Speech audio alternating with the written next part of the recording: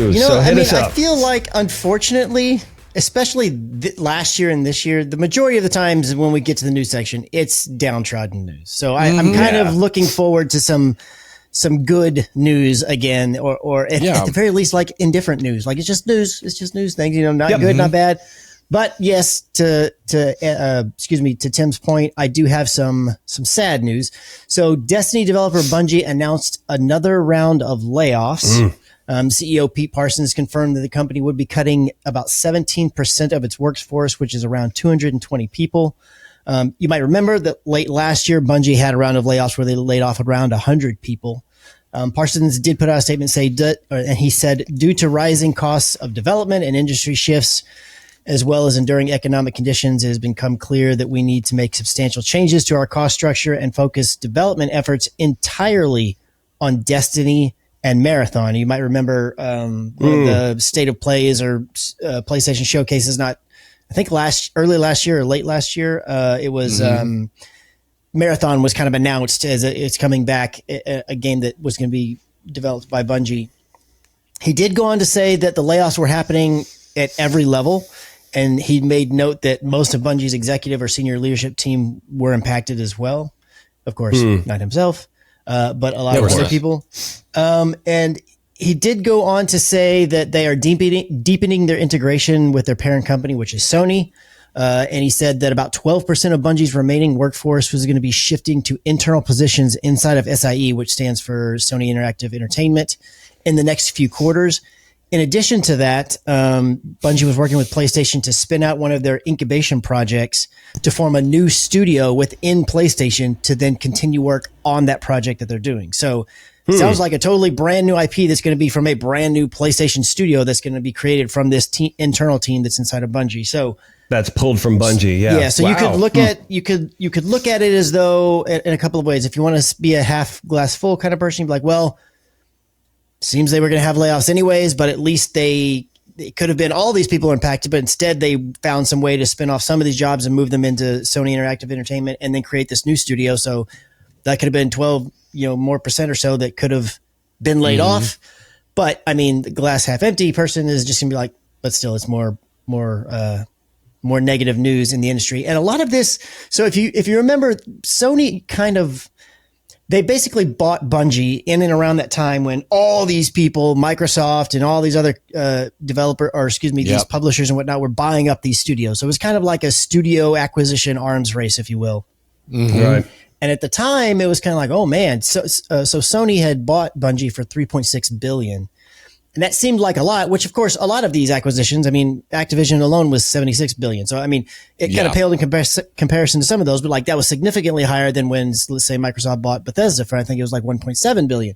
So, of course, times differ, but there was some thought about like, man, is Sony maybe overpaying a little bit just to kind of get in there and get their feet wet kind of thing.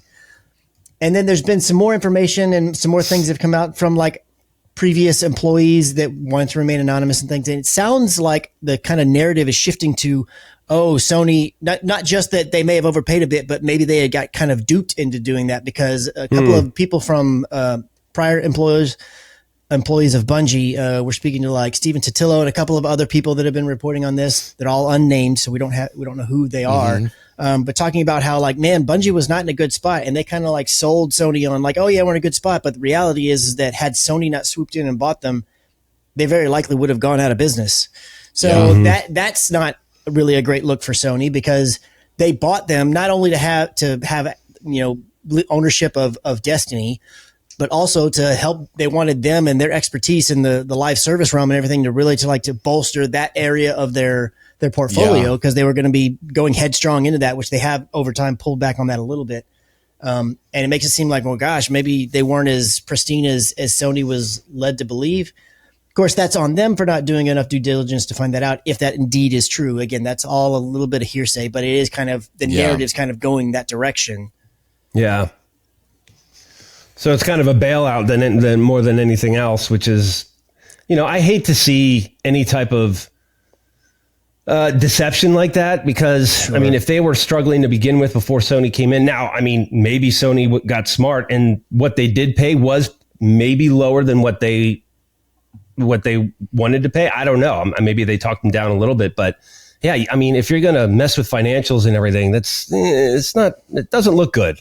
Yeah. Especially if, like the article was saying, it kind of is the impression of, it wasn't like that they misunderstood the information they were given. Like they were kind of like led to believe. And so it almost makes me think, well, maybe they did their due diligence, but Bungie supplied numbers of, we'll skew the numbers this way, and so maybe, it's very possible. Very possible. I guess I wouldn't think that, these people are going to just intentionally try to trick us into buying them just to, save their hides. But I mean, you have to say Bungie's obviously got a very solid history, but I mean, they're a solid developer. Again, they've been bleeding some talent here of late, but I mean, they do have, a lot of credence with which to hang their hat on. So it's not as though that there's nothing there or wasn't even back then, but it's, I'm sure time will tell what's going to actually happen. And I saw this as well. This wasn't in the article that we've been looking at,